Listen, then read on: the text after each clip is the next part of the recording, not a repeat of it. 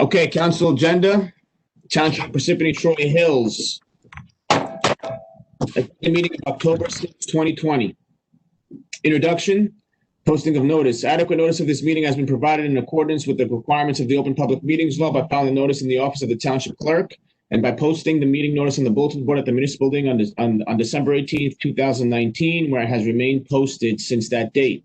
A legal notice appeared in the Daily Record and the New York Star Ledger on December 23rd, 2019, and was forwarded by fax to other local newspapers and local radio stations on December 18th, 2019. Council meetings are videotaped and aired on Cablevision, Public Access Channel 21, and at 11 a.m. on Sundays, and are also available for viewing at www.parsippany.net. At this time, we're going to go to the flag salute. I'll ask the mayor if you can please lead us in the flag salute. Please rise. I pledge allegiance to the flag of the United States of America and to the republic for which it stands, one nation, under God, indivisible, with liberty and justice for all.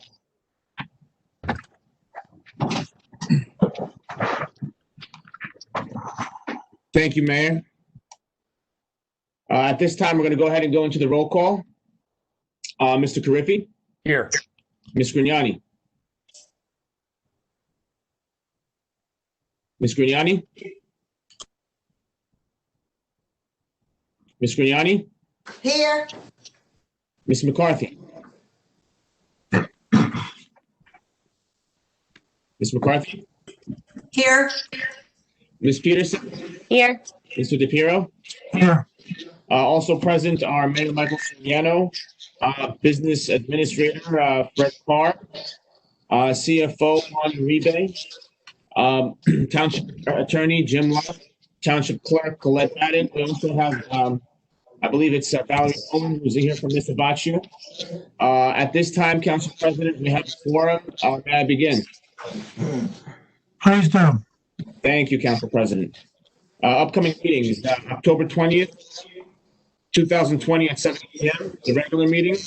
November 10th, 2020 at 7 p.m., the agenda meeting. We have the approval of minutes for next meeting, the agenda meeting of September 1st, 2020, and the regular meeting of September 15th, 2020. At this time, we're going into the presentations and reports. Mayor, I turn it over to you.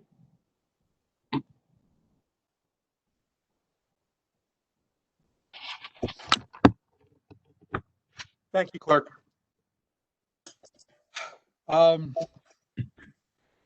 This month is Breast Cancer Awareness Month, and in spite of the all of the breast cancer organizations actually standing down due to COVID-19 and not making formal requests for townships to do this year, we decided to do it anyway in support, because this is very important in our township. This has affected so many people here on this meeting. I often recall our former mayor, James Barbario, speaking about his mother, and this was something that was very personal to him. I've had people in my life impacted by this, as well as people in this building that we work with, and people sitting on this panel as well that has impacted. So with that, I would like to read this proclamation into the record. Proclamation for Breast Cancer Awareness Month, October 2020. Whereas October is National Breast Cancer Awareness Month, which is an annual campaign to increase awareness of this disease, and while we have seen an increase in mammography rates and a decline in death, there is more we can do. And whereas National Breast Cancer Awareness Month remains dedicated to increasing public knowledge about the importance of early detection of breast cancer diagnosis and treatment. And whereas too many women do not utilize mammography at regular intervals, even though research indicates it is the best available method. And whereas the awareness campaign is sending out several key messages, most notably, the American Cancer Society continues to advise women to get an annual mammogram screening once they reach the age 40. Whereas the National Cancer Institute estimates in the United States this year, 276,000 Americans will be diagnosed with breast cancer, and more than 42,000 will likely die from this terrible disease. And whereas in New Jersey, female breast cancer accounts for 15.5% of all cancers and 8% of all cancer deaths. Now therefore I, Michael Soriano, by virtue of the authority vested in me as mayor of the Township of Parsippany-Troy Hills, do hereby proclaim the month of October as Breast Cancer Awareness Month here in the Township of Parsippany-Troy Hills, and ask our citizens to be aware of the importance of early detection, our best protection, and of the risks of breast cancer. Mr. Clerk, Mr. Council President, that concludes my report. Thank you very much. Thank you, Mayor.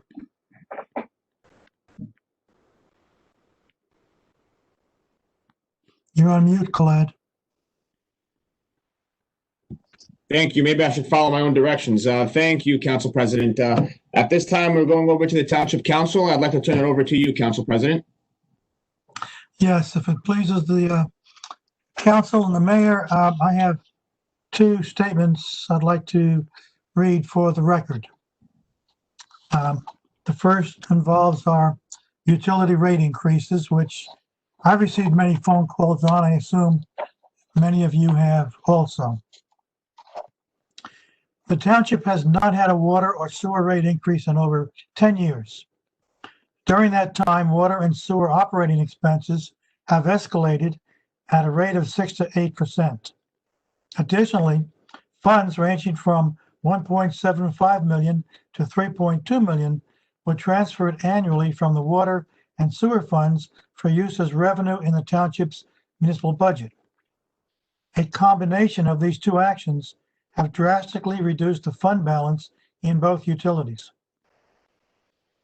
Although the previous mayor never removed more than what could be replaced by revenue every year, the fund balance was still being reduced by increasing operating expenses. In hindsight, the administration and council should have been increasing the utility rates by 2 to 4% every year to cover increasing operating expenses. As a councilman for many years, I share in the blame for not recommending to the administration that we annually increase utility rates.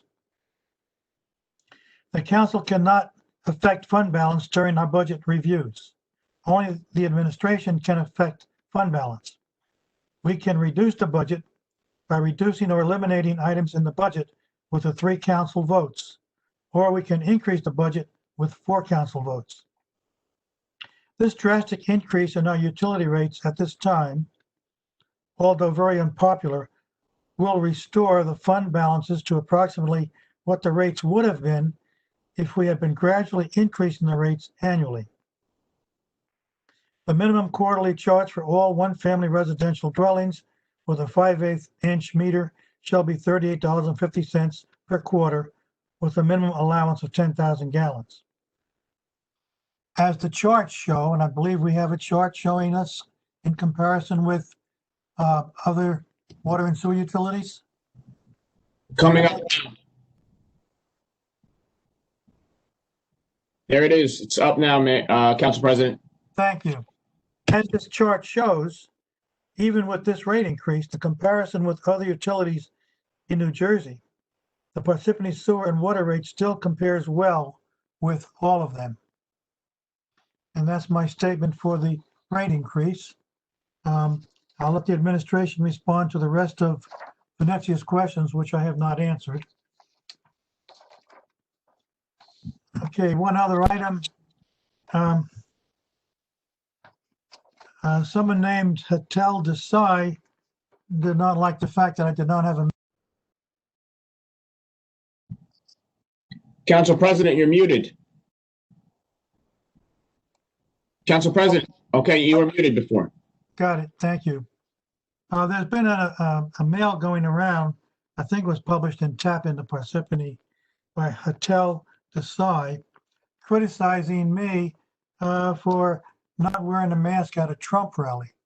The Trump rally was outdoors, and I didn't kiss anybody or get too close to anybody, but I was there in a crowd, acknowledged. But indoors is a more serious violation, and the governor does not allow any of us indoors to not wear a mask, and I follow that. So my statement before Ms. Desai, by the way, I could not find her anywhere in the Parsippany voting roll, so I don't know if she even lives in Parsippany.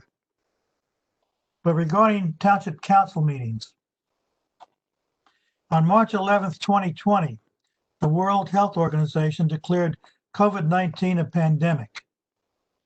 A pandemic is defined as an epidemic occurring worldwide and affecting a large number of people.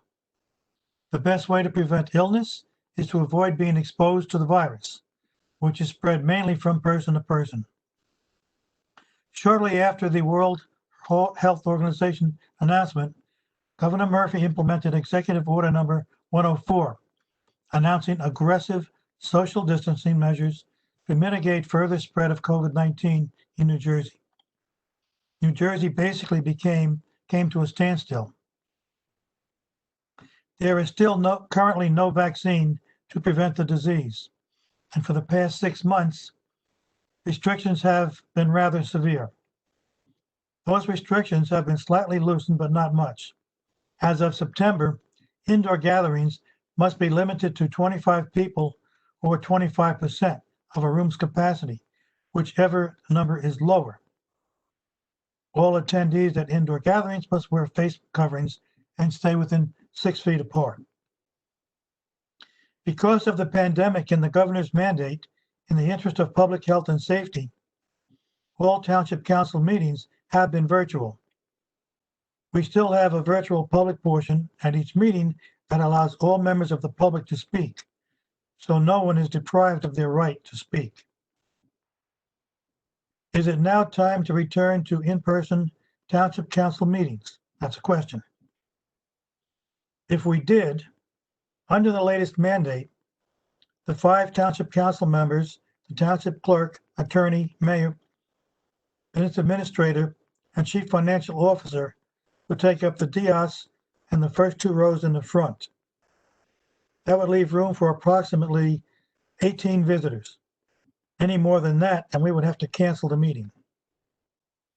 I have no problem going back to public meetings. However, the council majority has opted to err on the side of caution and remain virtual for the month of October. If, in the meantime, the governor opens the state completely, the Township Council would immediately go back to public meetings. Now, there have been some comments on email that say, why don't we use the school auditoriums? My feedback from the school board is we don't have permission to use the school district. They're concerned about spreading the virus in the schools. And if we were there, strangers were there in large numbers, they would have to disinfect everything, the men's room, the ladies' room, and all of the seats in the auditorium. They're not about to do that. Also, it was suggested, why don't we hold them at the PAL? Similar concerns. And someone even suggested, why don't we have it outside in the football field, which I don't think would be a good venue for council meetings. So in any event, whenever the governor's restrictions are lifted, we will go back to public meetings happily. And that ends my 2 reports. Thank you, Council President. At this time, any member of council have anything to say under the Township Council presentation and reports? I'd just like to make a, Okay, sorry, go ahead. okay. No, I just would like to make a statement that I too have no problem whatsoever going back to regular meetings. Mr. DePiero brings up a lot of good points for the reasons that we have not. But I just want to state for the record that, I have no problem going back to regular meetings whenever he deems it appropriate. Thank you, Mr. Carriffy. Any other member of council under Township Council presentation and reports? Yes, I have a question, please. The ordinance, the emergency ordinance for the payouts, $631,671.94. The amount, a fifth of that amount, $126 and change, that will be placed on the 2021 budget. A fifth of that amount, I'm hoping, and I believe that's what we've been doing previously. We did it for 2020, $61,187, the retirement payments for the $305,934 that we did an emergency payout also. My question not only is the 126 for 2021, but we also, there is a chart that was given to us, and it's still, there's an amount due of $514,572.74 that is still due. Is that amount, the fifth of that amount, is that also going to be placed on the 2021 budget? The next item that I'm concerned about is we recently had several law enforcement officers retire. I believe there were 3 within the past several months and weeks.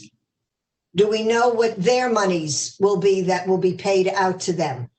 And are we also going to place that amount of money, a fifth of that amount of money, on the 2021 budget? If I can get some answers to that, I would greatly appreciate it.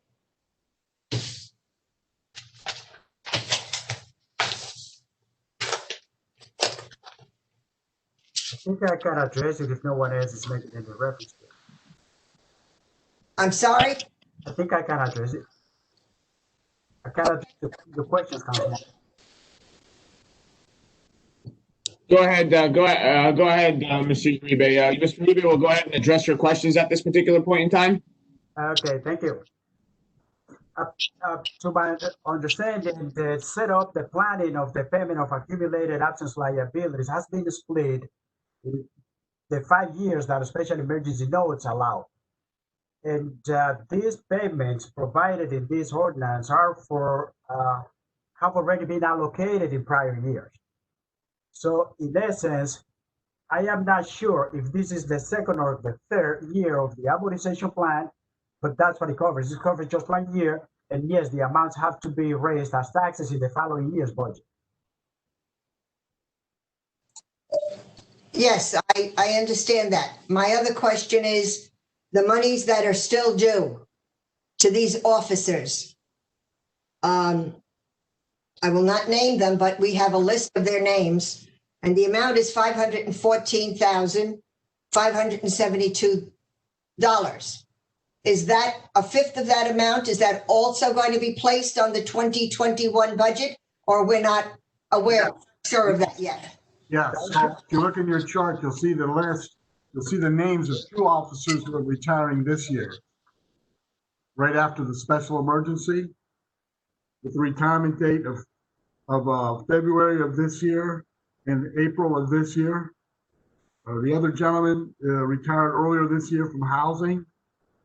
The other payments, so those are the ones that we have for this specific ordinance, Councilwoman, and then it will go on the subsequent budgets for 21 and moving on under the special emergency, as we've done for all the other ones in the past. So the short answer is yes. My answer, 514,000 hasn't been answered. What are we doing with that money that is still owed? Where do you get that number? I don't have that either in the special emergency that I have or the chart that was provided by me. Juan, I don't see the 514 that you're talking about.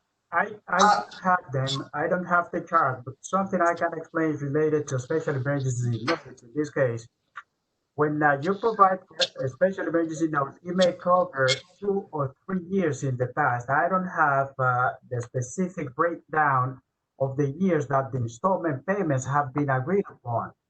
But in any case, I can tell you that if the amount that is being requested in this ordinance is to cover only 2020, it should be raised as taxes in 2021. So whatever kind of amount that is outstanding will be raised in the following year budget via another emergency appropriation or via appropriation in the budget. If you ask me what is my preferred choice, it'll be appropriation in the budget. But sometimes you have to do it this way because there's not enough leeway within the budget to accommodate for that those payouts. Thank you. You're very welcome. Okay, any other member from the Township Council would like to say anything under Township Council reports? Going once, twice, okay. I have a, Colette. Okay, go ahead, Ms. McCarthy. Last week, we talked about the enforcing the plastic bag ban, and we mentioned CDC rules. Well, I've since found out that the CDC provides no guidance to support stopping the enforcement of plastic bag bans or restricts the use of reusable bags. So I just wanted to state that for the record, because there was some confusion about what the CDC guidelines were. It's also my understanding that, you know, the other municipalities who have enacted plastic bag bans have enforced them during the pandemic. I know that Madison just implemented theirs on March 1st of this year. And I think it was Milburn that passed theirs on June 1st. And I think, as everyone knows, the state legislators and bipartisan support passed the plastic ban. So, you know, it's my suggestion that maybe we send a letter or some communication to the retailers and grocers to just let them know that this is in effect and they should be implementing the ban. That's all. Thank you. Thank you, Ms. McCarthy. Any other member of council? Just in response to Ms. McCarthy, has the governor signed the plastic bag ban? I believe that's on his desk for signature. I think he can sign it within the next 20 to 30 days. That would help a lot of stores that are concerned that if our town has a plastic ban and the adjacent town does not, people will shop elsewhere. If it's statewide, then that takes the pressure off of a lot of stores. Right. It would. Okay, any other member of council? Okay, moving on to Township Attorney. I have 3 items on for closed session as indicated in the agenda. Thank you, Mr. Lott. Moving on to the Business Administrator, Fred Carr. Thank you, Khalid. I just have 2 items. So council, just to tell you that we are still in the midst of our CFO transition with Juan being here Monday, Wednesday, and Friday, depending on our schedule. He was here all day on Tuesday, obviously, since we have a council meeting, putting full days in. We also have Ann here on a part-time basis as we try to clean up our transition. I do know some of you expressed a concern that, you know, we hired Juan to be the CFO, but he's not fully here. But at the end of the day, you don't leave another municipality in the lurch. It did take us a little while to choose the CFO and actually hire him. And until that time actually happened, he didn't provide notice to his outgoing municipality. And we do need to provide them, you know, at the end of the day, a professional courtesy, a transition. You just don't walk in and say, I appreciate it, and I'm gone. That's not the way it works. I'm hoping to have Ann out by the 21st of this month, because then she'll be fully done and Juan will be fully as the CFO.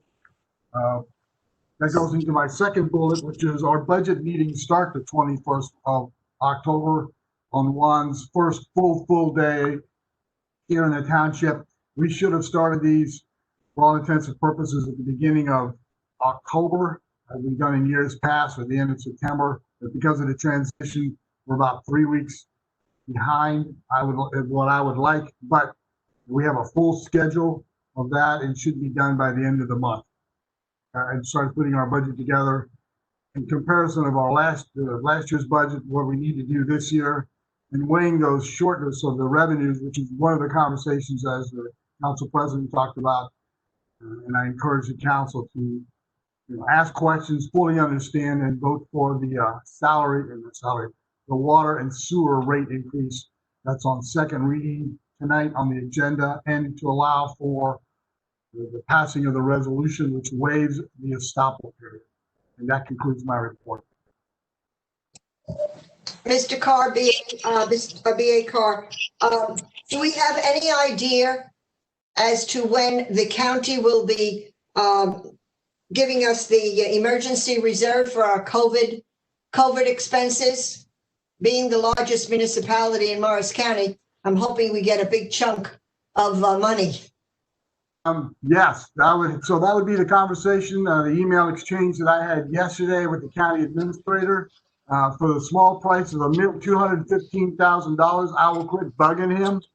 But right now, there is no mechanism at Morris County because we missed the cutoff with regards to the size of the counties of $500,000 in the governor's mandate for direct aid to the municipalities like in Essex County or Middlesex County where I left.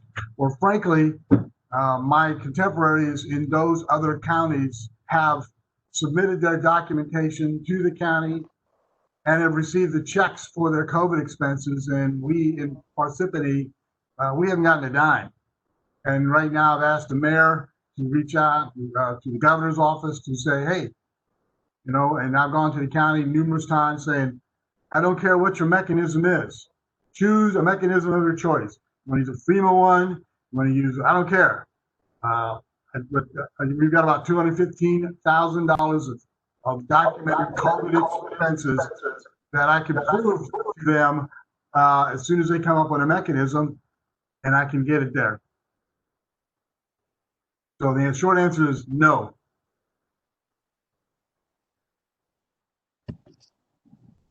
Thank you, Mr. Carr.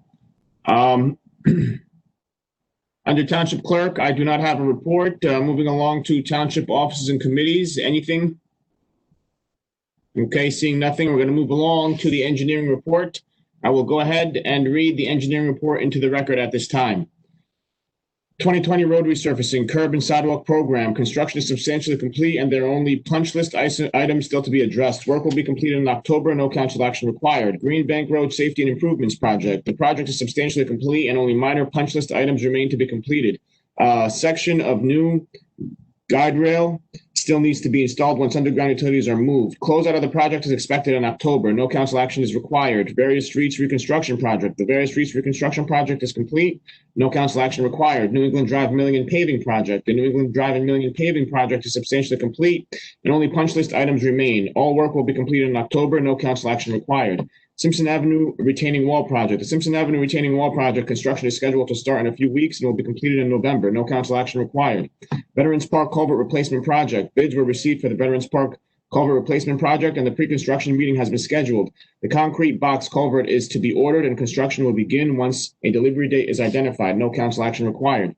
Sheffield Street Drainage Project. We identified 8 locations where significant deformation of the large diameter corrugated metal drain pipe created blockages that reduced flow and contributed to the flooding through the rear yards along Sheffield Street.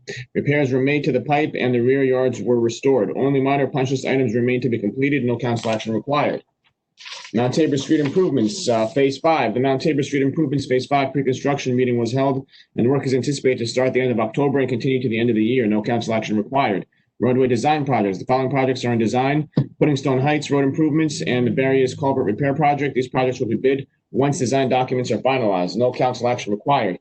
Community Rating System CRS program. We continue to work with our consultant at the NJDEP to get back into the CRS program. This program provides discounts on flood insurance policies based on a level of activities in which the township participates. The work will continue through at least the end of this year. No council action required. Performance bond release.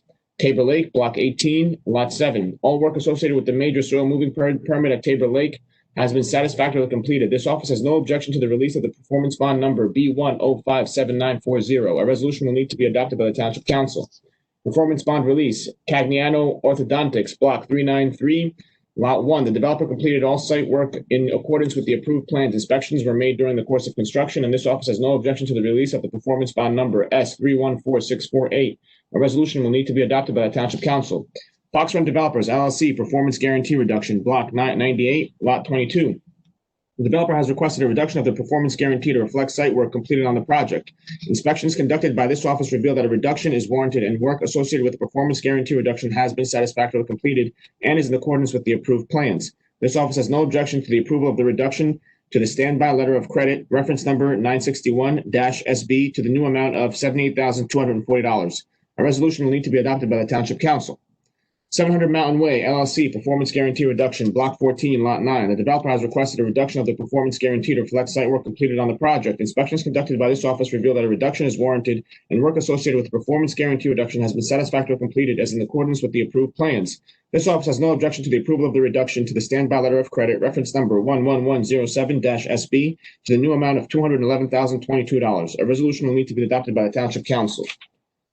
Water's Edge, Parsippany LLC, performance guarantee reduction, Block 450, Lot 14. The developer has requested a reduction of the performance guarantee to reflect site work completed on the project. Inspections conducted by this office reveal that a reduction is warranted, and work associated with the performance guarantee reduction has been satisfactorily completed and is in accordance with the approved plans. This office has no objection to the approval of the reduction to the standby letter of credit, reference number OD0D 16002238, to the new amount of $277,541. A resolution will need to be adopted by the Township Council. Moving on to bids. Taken, September 16th, 2020, Klondike Booster Station upgrades. To be taken, September 1st, 2020, Yard Waste Transportation and Disposal Recycling. September 7th, 2020, third-party billing for ambulance services for EMS. September 15th, 2020, SCADA System Improvements Phase 2. September 21, 2020, Well Drilling and Installation Services Replacement Production Well 21. Those are October dates, not September. Oh, I apologize. I'm just moving right along. Thank you for catching that. So just replace all the September with October dates. I'm not going to go over those again, unless you want me to, Council President. Not necessary. All right, thank you. Moving along to the public hearing. Before I start the public hearing, I want to let the public know that if you have any comments that pertain to the water or sewer, please be advised that we do have a public hearing coming up, and I ask that you reserve all your comments for the public hearing on the water and sewer ordinance. Other than that, if you have any other comments, you can go ahead and speak to them at the public hearing. With that being said, I'd like to entertain a motion to open up the public hearing. Make a motion. Second. Okay, motion made by Mr. Carriffy, seconded by Ms. Peterson. Roll call, Mr. Carriffy. Yes. Ms. Grignani? Yes. Ms. McCarthy? Yes. Ms. Peterson? Yes. Mr. DePiero? Yes. Okay, now at this time, I'm going to go ahead and ask the public to raise your hands. You will have 5 minutes to speak on any subject other than the water and sewer as previously mentioned. After the 5 minutes, the council will then address your questions. This will not be a debate back and forth. Okay, so with that being said, let's go ahead and take a look at the list. At this time, I see Mr. Nick Homiak. So let's go ahead and unmute Nick, please. Can you hear me? Hey, Nick, how are you? Okay. I wondered if I mentioned this before at council, and I call it cutting the grass and leaving the trash. It's a common phenomenon. It happens all over the place, but we have to start changing this behavior. You should have seen the mess at the end of No Road on this Friday. Someone cut the grass. I had to be a municipal worker. Big piece of styrofoam. Could have picked it up. What does he do? Cuts it with the lawnmower, spreads it all over the place. It was, it took a while to clean up, and it's just, it shouldn't be. I recently had a conversation with the administrator in Booton, because when I was down the Knoll doing litter abatement, I saw them doing the same thing. They're cutting the grass and leaving the trash. It happens on county, state, and levels. We need some kind of a intergovernmental mayor's conference or something about discipline in the workforce. And in my opinion, the municipal worker who left that mess on Knoll Avenue, he should suffer some type of discipline. And it's not the first time I've seen evidence where they're just not doing what they should do. You wouldn't do it on your own lawn or your own property. And when he's working for the town, that's our lawn. That's our habitat. And to do that is just not right. And there should be some reprimand. And to really upset me. When you submit a report of concern and you get the reply, it says successfully resolved, I think they should start telling you how it was successfully resolved. And certain concerns are ongoing. So if you're just doing it one time, it's going to happen again. You got to be proactive. We have these people, we're giving them good money. They got to get out there and start looking around what's going on, especially the sanitation. But I'll leave it at that, and I'll save my comments, like Holly said, when the water comes up. Thank you, Nick. All right, at this time, I see a Mr. Walter Wellens. Let's go ahead and please unmute Walter. Walter, you there?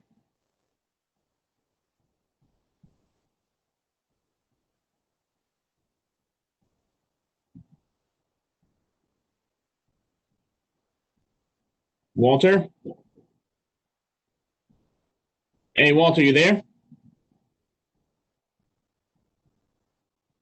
Okay, you have been unmuted, Walter.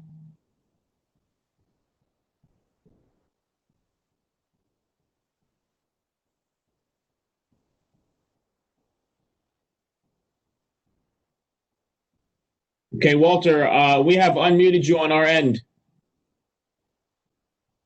But it doesn't seem like we can hear you at this point.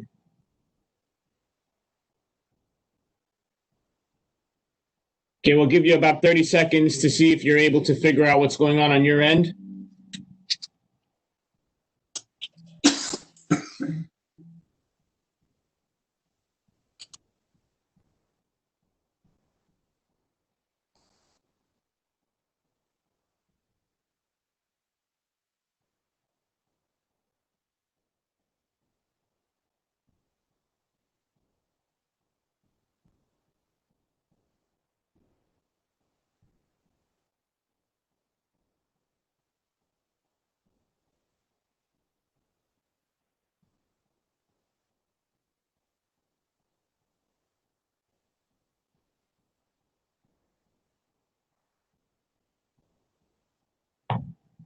Okay, Walter, you there?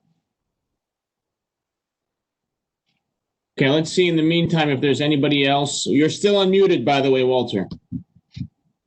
Okay, we don't have anyone else, so we'll have to give Walter. We'll have to give you about 15 more seconds, and if we can't hear you, we're gonna have to mute you and move on.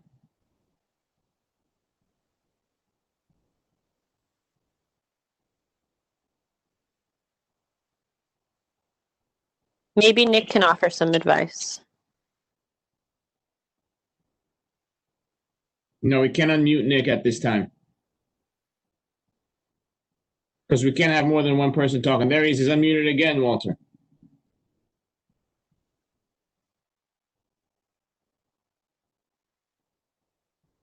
Okay, we're going to have to move on. Walter, if you can hear me, if you have any comments you'd like to speak about, you can go ahead and email me at kmadden@parsippany.net, and we can go ahead and see if we can get your comments out there, okay? At this time, we'll go ahead and have to move on. Let's look and see if there's anyone else whose hand is up. Okay, seeing no one else at this time, I'd like to entertain a motion to close the public hearing. Motion? Motion made by Ms. Peterson. Second, Grignani. Okay, seconded by Ms. Grignani. Roll call, Mr. Carriffy. Yes. Ms. Grignani? Yes. Ms. McCarthy? Ms. Peterson? Yes. Mr. DePiero? Yes. Okay, the public hearing portion is closed. Moving along to ordinances. For introduction, we have the one ordinance with regards to the payout. Just I ask you to review that, then we'll move on to the second reading and public hearing.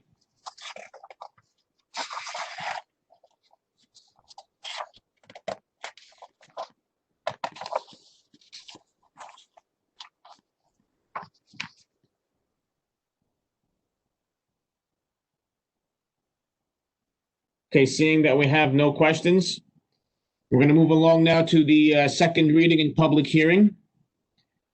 This is for ordinance 2020:28, amending and supplementing chapter 329 sewers to increase sewer rates and charges, and ordinance 2020:29, amending and supplementing chapter 420 water to increase water rates and charges. The notices for the ordinances above were published in the Daily Record, the official newspaper of the Township of Parsippany-Troy Hills, on September 22nd, 2020. The ordinances were introduced at December 15th meeting, 2020 regular meeting. I'd like a motion to accept the ordinances 2020:28 and 2020:29 be heard in their second and following readings by title only. Motion. May I have a second, please? Second. Okay, we have a motion made by Ms. Peterson, seconded by Ms. McCarthy. Roll call, Mr. Carriffy? Yes. Ms. Grignani? Yes. Ms. McCarthy? Yes. Ms. Peterson? Yes. And Mr. DePiero? yes, Okay, now we have the public hearing for ordinance number 2020:28 and ordinance number 2020:29. Motion to open up the public hearing for the above ordinances, please. Make a motion. Second. Motion made by Mr. Carriffy, seconded by Ms. Peterson. Roll call, Mr. Carriffy? Yes. Ms. Grignani? Yes. Ms. McCarthy? Yes. Peterson? Yes. And Mr. DePiero? yes, Okay, so now we're going to go ahead and look at the public participants. Again, for the public, I just want to state that you may speak only on the water and sewer ordinances at this time. So with that being said, I see that we have Bob and Pat Venezia's up. Let's go ahead and please unmute Bob and Pat Venezia. Can you hear me? Hey, Bob, yes, we can hear you. Okay. I believe that it's Bob Venezia, 102 Brooklawn Drive. I believe that these ordinances, as written, require improvements in several areas before the council votes on them for adoption. These areas include transparency, clarifying wording that deals with rate effective date, and reducing the proposed rates to just what is necessary. Regarding transparency, I don't see how the public can comment on rate increases when the amount of rate increase is not even specified on the ordinance summaries that appear in the council agenda meeting. The ordinance summary should be clearly stated that there will be a 39% increase across the board for both utilities. A rate increase of that magnitude will surely generate a lot more feedback than a standard 2% increase. In addition, the full text of the ordinances mentions several reasons why the utility rate increases are necessary. But perhaps the biggest reason is conspicuously absent, although Mr. DiPiero did mention them earlier. In the ordinance, there's no mention of the almost $18 million that has been transferred from the utility budgets to the general budget over the last 10 years.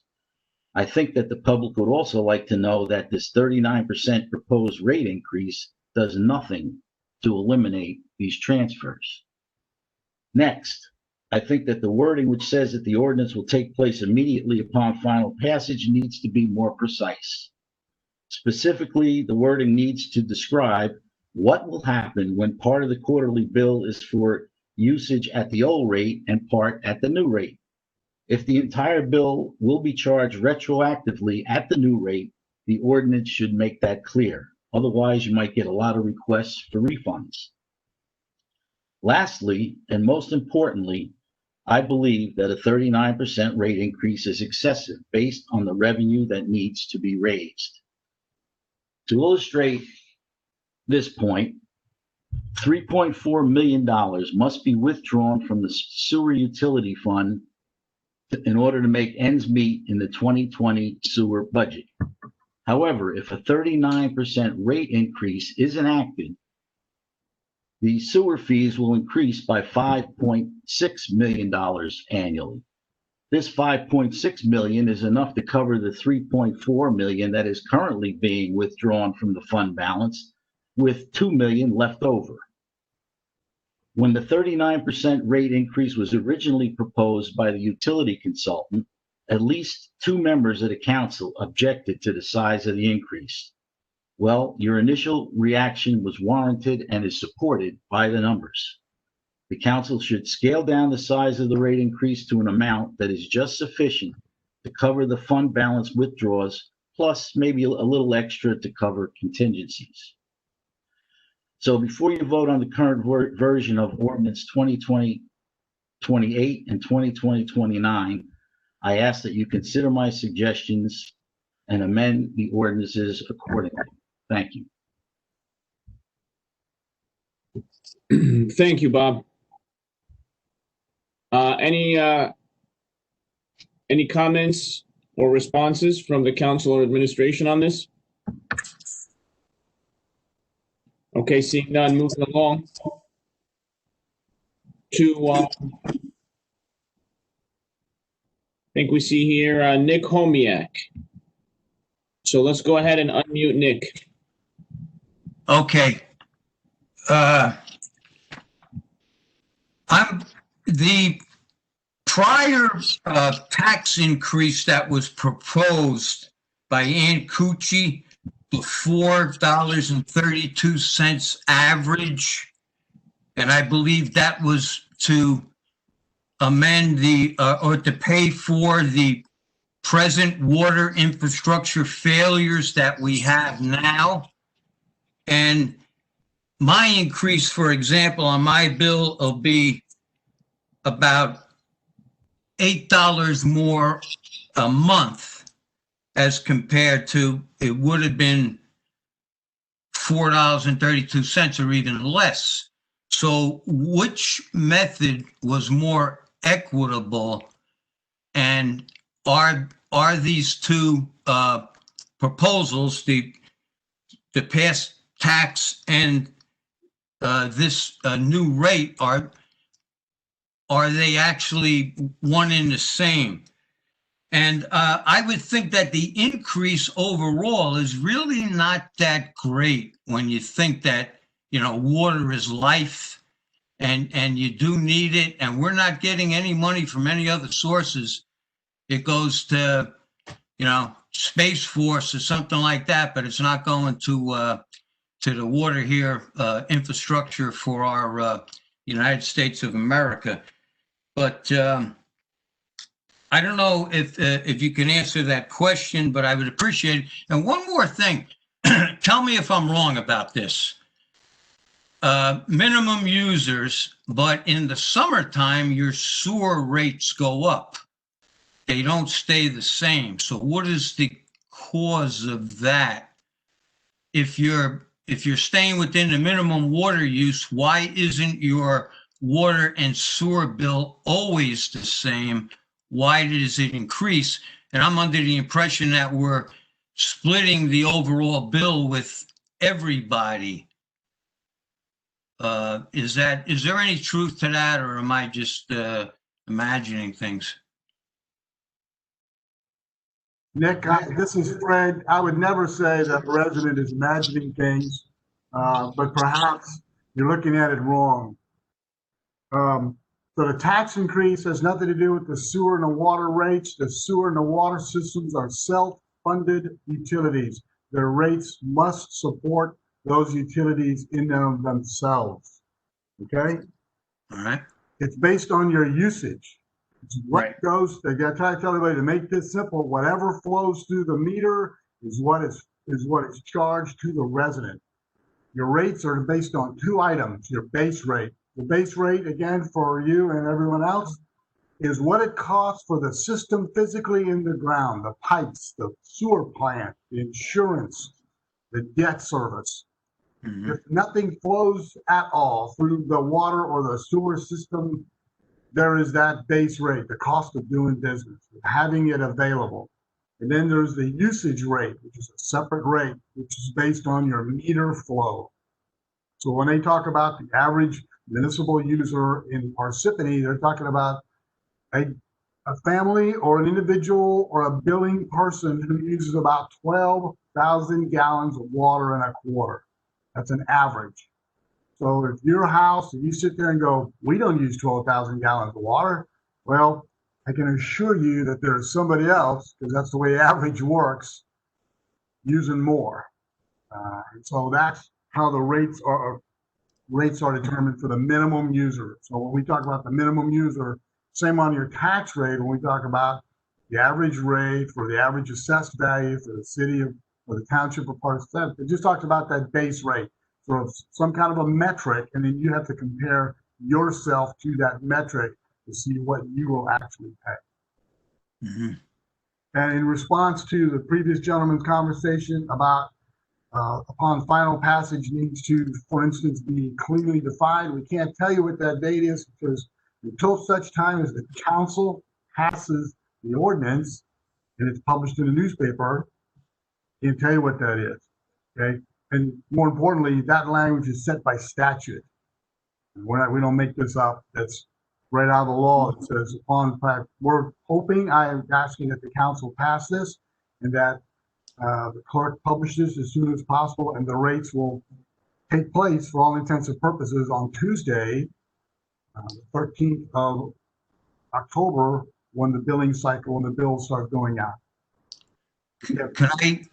Could I ask one more? Is there a threshold in the sewer and water surplus that is a maximum that it can't go beyond? No. So the water, so this money is in trust for forever for water infrastructure. Correct. So what should happen, Nick, as the council president talks about, is that every year during the budget conversation in the fall, like right now, council and the administration has a conversation about the budget and the water rates and the tax rates and what we're going to do next year. And if we evaluate the water and the sewer rates and say we're not going to raise them, okay, that's a decision. Mm-hmm. Or we're going to leave them the same or whatever. But we need to have that discussion for the viability of the system. Trust me, next year we're going to be having this conversation. We may not raise the rates. We're not going to lower them because I'm going to have to throw myself on somebody's table if we do. But we have to have that evaluation to say, are we paying our bills? With regards to transferring money from the sewer utility and the water utility, that's a council conversation. I believe in previous conversations, many of the council members have expressed a concern, and we're working very diligently to wean ourselves from that use of those monies in the current fund. Thank you, Fred, and thank you, Nick. With that, let's see if there's anyone else here with their hands up. Okay, I don't see anyone else. So with that being said, we're going to move along. I'd like to entertain a motion to close the public hearing. Make a motion. Second. Motion made by Mr. Carriffy, seconded by Ms. Peterson. Roll call, Mr. Carriffy? Yes. Ms. Grignani? Yes. Ms. McCarthy? Yes. Ms. Peterson? Yes. Ms. Peterson and Mr. DePiero? Mr. DePiero? Council President?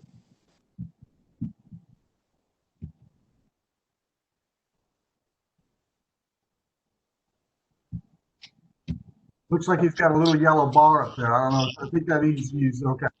Okay, so we have the votes. Whereas, so the public hearing has been closed. Whereas the above ordinances were read in title on second reading and a hearing held thereon, now therefore be it resolved that said ordinances be passed on final reading and that notice of final passage of said ordinances be published in a newspaper according to law.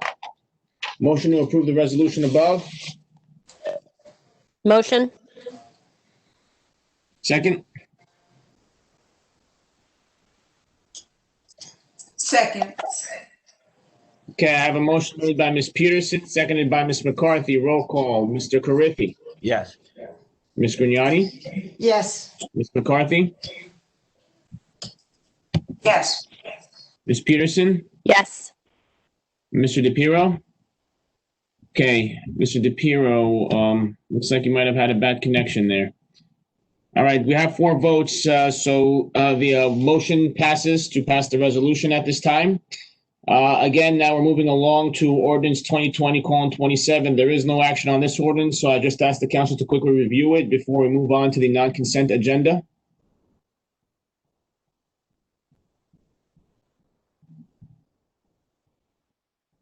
Okay, moving along to the non-consent agenda. Resolutions are 2020-182, finding and declaring an emergency for the purposes of authorizing the immediate enactment of ordinances 2020:28 and 2020:29 pursuant to NJSA 40:69A-181. Can I please have a motion for the above resolution? Motion. Second. Okay, we have a motion made by Ms. Peterson, seconded by Mr. Carriffy. Any discussion on this? Okay, no discussion. Seeing I just want to say that I don't think anyone on council would wish to increase these rates unless it was necessary for the town's financial stability going forward. And this is what the consultant study came up with. And I think, it's a sound financial practice to do this. Yes. Are we voting now or just comment? Not yet, Ms. McCarthy, but thank you for your comment. Any other comments on under the discussion portion of this? I just got knocked off. My computer went blank. I just sign in again. Did I miss anything? We're about to shut down the meeting. Ah, No, we just passed the ordinance on colon 2028 and 2029, and we are now moving along to the non-consent agenda. We're under the first resolution declaring an emergency for the purpose of authorizing the immediate enactment of those ordinances, and we're on the discussion. We've had a motion and a second, and we're on discussion. Clerk, before we vote on that, you should offer the council president the opportunity to vote on ordinances 28 and 29 because he was knocked off electronically. Thank you, Mr. Lott. Mr. DePiero, what is your vote on the ordinance number 2028 and 2029? We had a motion made by Ms. Peterson and second by Ms. McCarthy with a roll call with all four council members answering yes. How would you like to vote on both ordinances? yes. Okay, thank you, Mr. DePiero. We'll put that in for the record. And thank you, Thank you, Mr. Mr. Lott. I wasn't checking out. My computer never did that before. It just turned off. No problem. It's the hazards of the electronic age. That is correct. That is correct. So now, Mr. DePiero, we're under the discussion portion of the first resolution that is declaring an emergency for the purpose of the immediate enactment of ordinance number 2028 and 2029. And we've had the discussion. Would you like to offer any discussion under that ordinance, under that resolution? I apologize. Not really. Okay, perfect. So we had a motion by Ms. Peterson, a second by Mr. Carriffy. We're going to go into roll call. Mr. Carriffy. Mr. Carriffy? Yes. Ms. Grignani? Yes. Ms. McCarthy? Yes. Ms. Peterson? Yes. Mr. DePiero? Yes. Okay, motion passes. Moving along to R 2020-183. Okay, now before I begin this, we're going to ask Ms. Dolan just to be available because under the discussion portion, we probably will need her comments. So R 2020-183, resolution determining the form and other details of 14,745,000 general obligation bonds, series 2020, consisting of 13,045,000 general improvement bonds and 1.7 million golf and recreation utility bonds of the Township Parsippany-Troy Hills in the County of Morris, New Jersey, and providing for their sale. Need a motion? May I please have a motion? Motion. Second. Okay, we have a motion by Ms. Peterson and a second by Mr. Carriffy. Any discussion on this? Okay, no discussion? Okay, so without any discussion, we're going to move along to the roll call. Mr. Carriffy? Yes. Ms. Grignani? Yes. Mr. McCarthy? Yes. Ms. Peterson? Yes. Mr. DePiero? I thought we were going to have Valerie make a comment first. Well, I was waiting for someone to jump in and say, so we could cue her in, but okay, we can have Valerie. Are you there? That should be before the roll call. Yep, I'm here. I wasn't sure when you wanted me to jump on, so. Perfect. I was just waiting to see the council president when he wanted this, but we can go on now. Okay. You have bond anticipation notes that are scheduled to come due. And what myself, bond counsel, your financial advisor, your administration, we looked at those notes that were coming due, and we looked at the debt that you've authorized and not issued debt on. And so we looked at it and we've structured a deal that really comes through with issuing some bonds in both the general capital and in the golf and recreation. And then in the utilities, we have notes that are going to end up going also. So this is really for the bond sale. We need to have these resolutions passed so that we can then advertise those bonds, so that we can then prepare and finalize the official statement and get the bond sale. Our goal is to try to have the sale by the end of this month, if possible, while the rates are advantageous to the township. That's the bottom line, right, Valerie? The rates are, an advantageous time to take advantage of them, yes. okay, thank you. Yep. Now, you had the roll call for everybody except me. Well, we have the roll call for everyone except you. Yes, that is correct. So go ahead, Mr. DePiero. What's your vote?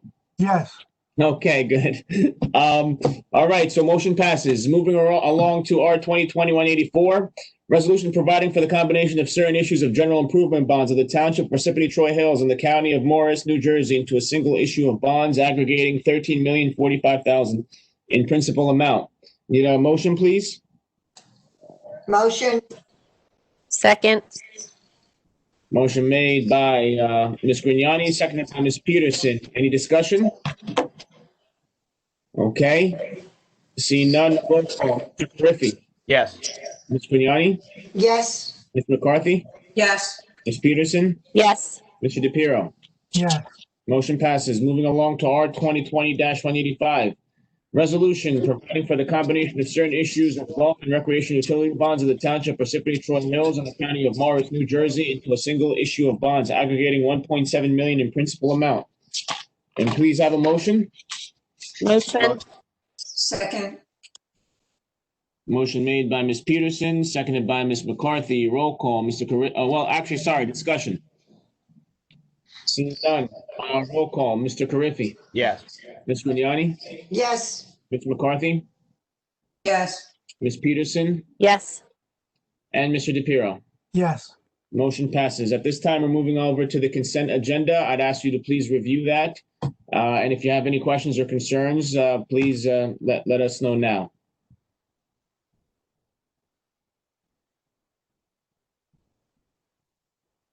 Okay, seeing none, we're going to be moving along to the approval of the payroll and bills list. CFO Ancucci recommends authorization for payment. One, authorizes payment of the October 2nd, 2020 regular payroll estimated at $1.6 million each, and payment of bills from voucher list of October 1st, 2020 through October 3rd, estimate totaling $1,820,846.42. Can I please have a motion? Make a motion. Motion. A motion made by Mr. Carriffy, second by Ms. McCarthy. Roll call, Mr. Carriffy, Yes. Ms. Grignani, Yes. Ms. McCarthy, Yes. Ms. Peterson, Yes. Mr. DePiero. Yes, Okay. At this time, we're going to go ahead and go into the executive session. I'm going to go ahead and read the executive session resolution. Before I read the executive session resolution, I'd like to let the public know that we do not anticipate any action at this time. And once we move into executive session, you will be cut off. So thank you for participating. And if you decide to stay, we'll see you after for the adjournment. Going again, executive session resolution, whereas the Open Public Meetings Act, PL 1975, Chapter 231 permits the exclusion of the public from a meeting in certain circumstances, and whereas the Township Council is of the opinion that such circumstances presently exist, and whereas the Township Council wishes to discuss attorney-client privileged information, State Alcoholic Beverage Commission, Hotel Liquor License Regulations, -- Miller's Ale House, acquisition of property, stormwater drainage easement, Corvelli, 750 Edwards Road, Block 76, Lot 6, and potential litigation estate of John Montefiusco. And whereas minutes will be kept, and once the matter involving the confidentiality of the above no longer requires confidentiality, the minutes will be made public.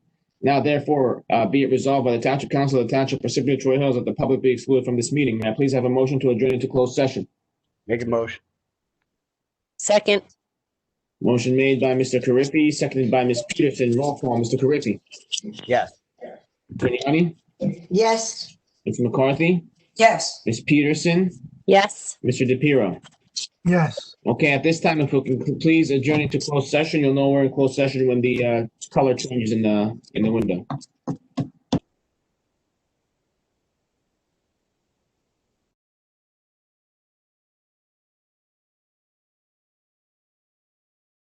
Need a motion?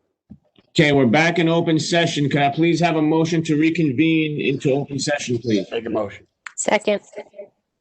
Motion made by Mr. Carriffy, seconded by Ms. Peterson. Roll call, Mr. Carriffy, Yes. Ms. Grignani, Yes. Mr. McCarthy, Yes. Ms. Peterson, Yes. Mr. DePiero. Yes. Okay, we're back into open session. Could I please have a motion to adjourn the meeting? Make a motion. Second. Motion made by Mr. Carriffy, seconded by Ms. Grignani. Roll call, Mr. Carriffy, Yes. Ms. Grignani, Yes. Ms. McCarthy, Yes. Ms. Peterson, Yes. Mr. DePiero. Yes. Okay, we are adjourned. Thank you, everybody, and everybody have a good night. Have a good Good evening. night. Good night.